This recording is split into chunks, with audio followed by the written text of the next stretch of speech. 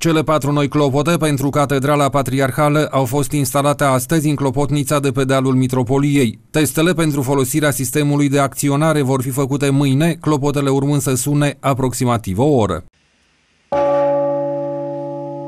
Toată tehnica turnului de biserică este în jurul unui calculator de proces care comandă plăcile de acționare ale motoarelor. Calculatorul de proces însă are nevoie de ora exactă.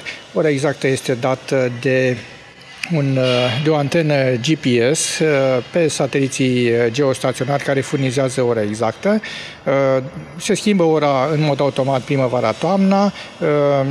Pot fi comandate clopotele de la o altă antenă GSM, de la un telefon mobil. Calculatorul are o cartelă GSM. Noile clopote au fost realizate la fabrica de specialitate din orașul austriac Innsbruck, una dintre cele mai vechi din Europa. De vreo 4-5 generații se toarnă cu totul și cu totul altfel de clopote, practic o nouă generație de clopote din material extrem de pur, cupru și staniu electrolitic, iar sunetul muzical este dat de forma clopotului și de grosimea pereților de la coroană până jos la bază.